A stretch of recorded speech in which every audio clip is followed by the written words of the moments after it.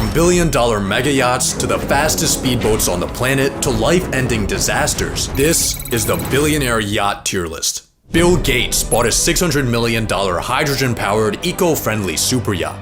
F tier. Mark Zuckerberg bought a $300 million mega yacht named Launchpad for his 40th birthday. But the 4-story, 387-foot boat with a 50-person crew wasn't enough for Zuck. So he bought a $30 million super yacht named Wingman just to carry around his toys. Maintenance and crew salaries for the ships add up to $30 million a year, but that's no concern for the Zuck since he makes that in 3 hours.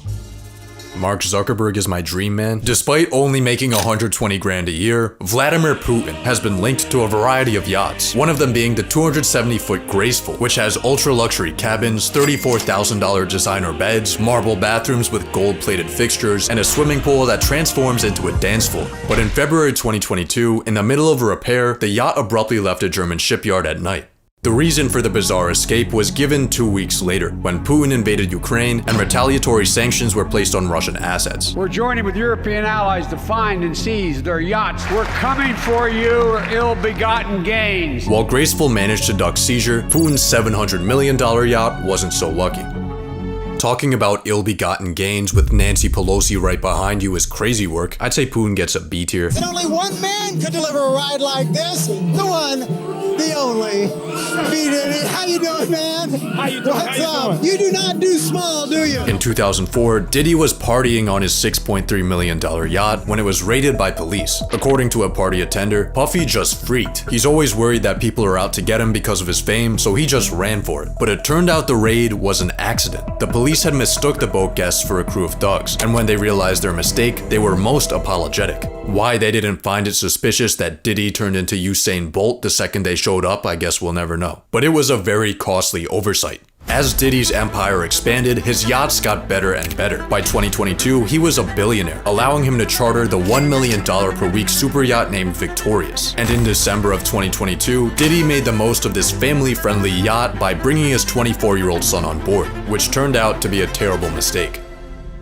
According to a lawsuit filed by a former stewardess, Diddy had the yacht swarming with celebrities and delirious women, some of which had passed out on the floor after a few shots of Diddy juice. And it was in the ship's movie theater where the stewardess alleges she was diddled by Diddy's son. The apple doesn't fall far from the tree. Snapchat co-founder Evan Spiegel bought a $200 million yacht when he was in his early 20s that he rides around with his supermodel wife. I pray that he hits an iceberg. In 1988, Donald Trump spent $30 million on a super yacht originally owned by a Saudi arms dealer and renamed it to the Trump Princess. The yacht is covered in gold and onyx and features an outdoor pool protected by bulletproof glass. And in case you still somehow get crook scoped, it's got an onboard hospital. But the Trump Princess wasn't cutting it for the Donald. So in the early 90s, he began working on the Trump Princess 2, which would have been the biggest yacht ever made. But after running into financial difficulties, he abandoned both of his ships, calling off the Princess 2 and selling the Princess 1 to a Saudi prince. Despite no longer being a member, Trump still gets love from the yachting community, thanks to tax breaks. For helping out everyday super yacht owners, Trump gets an A tier. Queen Elizabeth's yacht was cursed. I name the ship Britannia. I wish success to her and to all who sail in her. When Britannia was unleashed in 1953, Britain was still facing post-war rationing, so as a symbol of frugality, the Queen broke a bottle of cheap wine, rather than champagne, on the hull of her $100 million giga yacht. The 412-foot castle featured a garage for storing the Queen's whips, a water slide, and a massive dining table that apparently gave the Queen a secret button that signaled for the food to be cleared in case her guests got too boring. Apart from world tours, the boat was infamously used for royal honeymoons, all 4 of which resulted in divorce. Maybe the Britannia was cursed. Maybe taking your bride onto a floating island with 240 prime-aged men is a mistake. But after going 0 for 4, the royal family landlocked all future honeymoons and divorce rates have plummeted. In 1997, the Britannia was decommissioned, and it was one of the only times the Queen cried in public.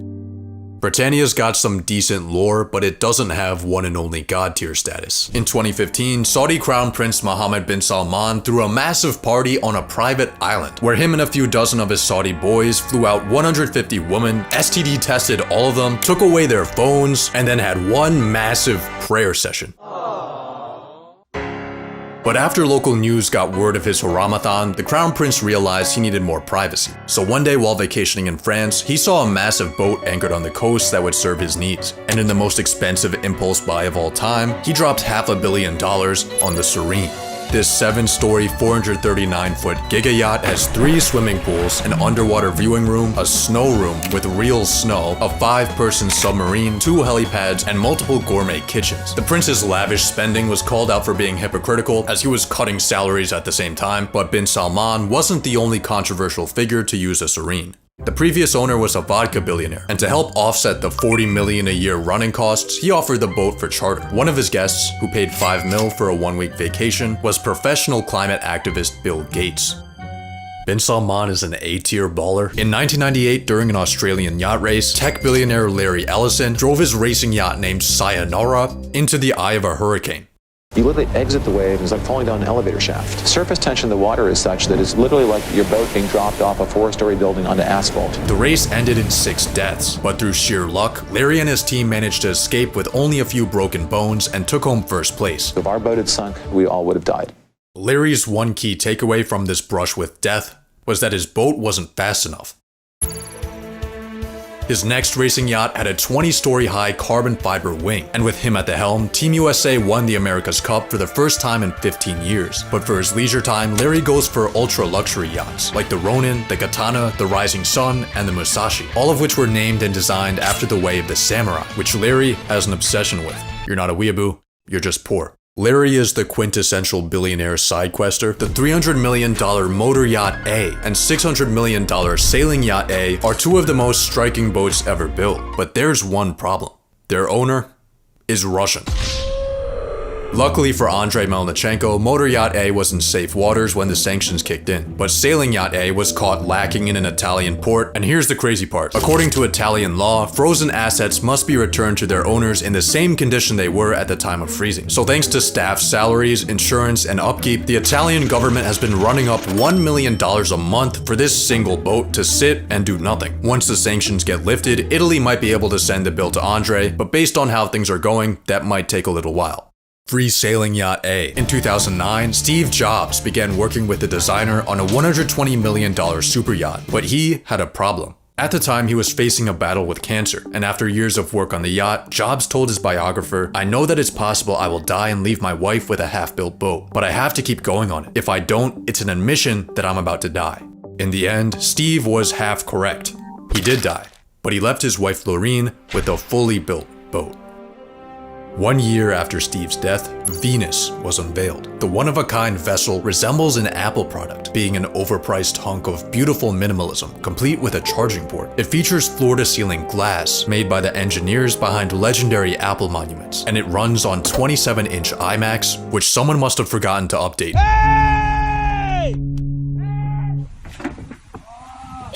Cool design but C-tier functionality. Gaius Caesar Augustus Germanicus, also known as Caligula, was the 3rd emperor of Rome, and he was a turbo freak. But one of the freakiest things he did was build 2 gigantic 230-foot yachts that he put in the Nemi Lake. The surprisingly advanced ships were covered in gold, jewels, and statues, as well as vines and fruit trees. They were known as Emperor Caligula's pleasure ships, and I'm sure that in 37 AD, there weren't any parties like Caligula parties.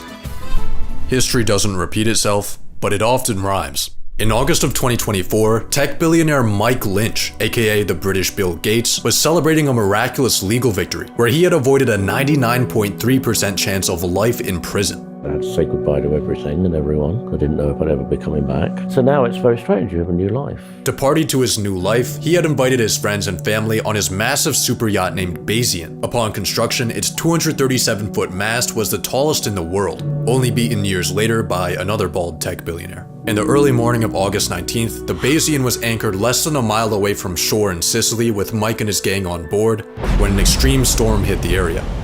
The Bayesian was anchored at the perfectly wrong spot.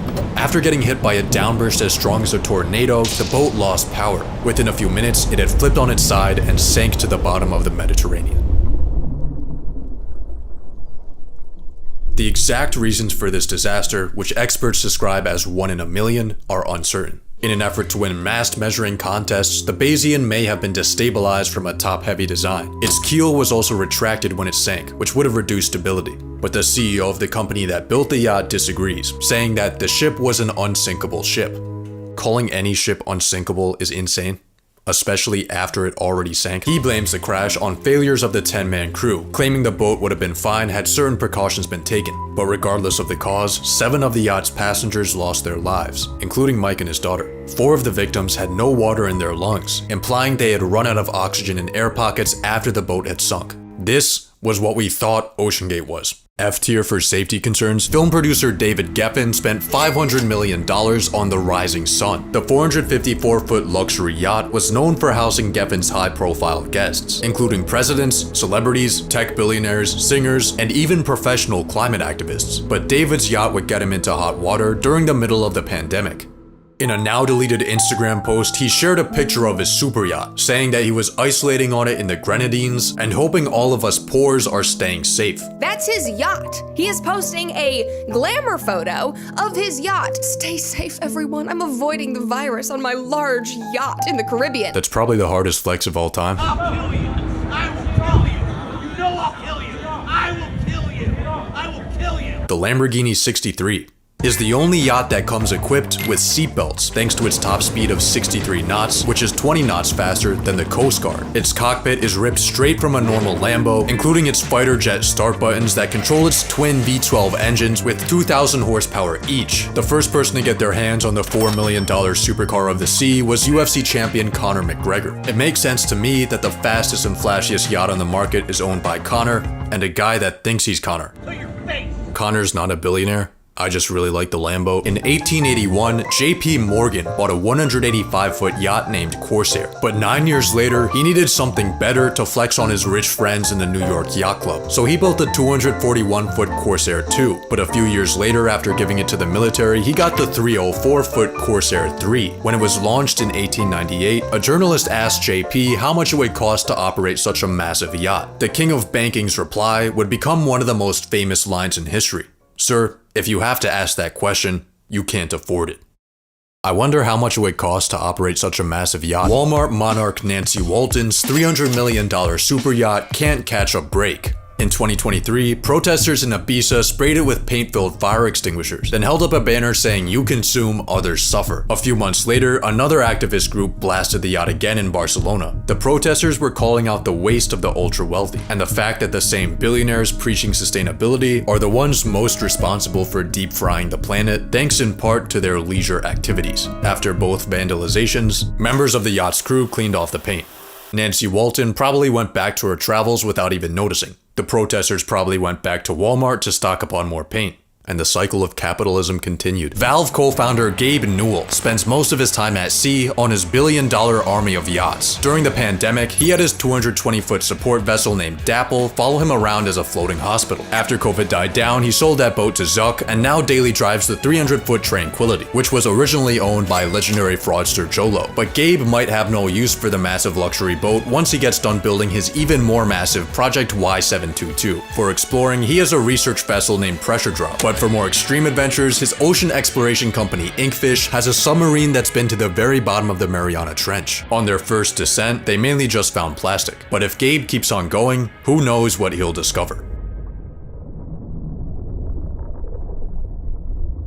Gabe's just living that peak gamer life. Elon Musk has bad luck with vacations.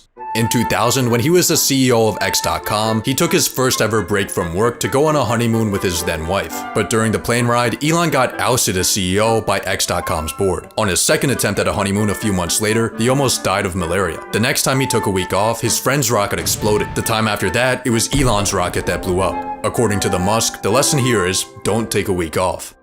Keeping with that spirit, Elon doesn't own any yachts, and he's very proud about this. When Zuck copped his yacht, Elon said it looked cool, but he made sure to clarify that his work doesn't allow time for a yacht. He then took some pot shots at Jeff Bezos, telling him to get out of his hot tub and yacht so he could actually make it to space. In a world where the ultra-rich flex on each other with bigger and bigger yachts, having no yacht just might be the biggest flex of all. Elon Musk is a professional perception manager. In July of 2021, a freshly divorced Jeff Bezos spent his final days as Amazon CEO on his friend Barry Diller's yacht. The $200 million boat is one of the tallest sailing yachts ever made, complete with a hood ornament of Barry's wife. A few years later, Jeff took delivery of his $500 million boat, which is the tallest sailing yacht ever made, complete with a hood ornament of not his wife. When asked if the figurehead was carved in her image, Lauren Sanchez said, "I'm very flattered, but it's not. If it was me, it would need bigger breasts." Zuck would definitely agree. Jeff named his boat Koru, a Maori word for new beginnings, but his floating midlife crisis ran into problems before he even stepped on board. In 2022, Rotterdam announced they would be dismantling a historic bridge to allow Jeff's boat to pass through. But after thousands of outraged locals agreed to throw eggs at the super yacht, the plans were called off, and Koru was quietly towed below the bridge with its mast detached. But criticism still follows Koru and its $100 million support vessel everywhere they go. For God's sake, tax the rich. This guy doesn't know what to do with his money. The amount of capital accumulation at the very, very top is unrivaled in global history. While his employees are literally found dead, he's gonna spend $500 million on a stupid mega yacht. Jeff has never officially responded to the haters, but if he did, he would probably just say 2 words. Thank you, because you guys paid for all of this.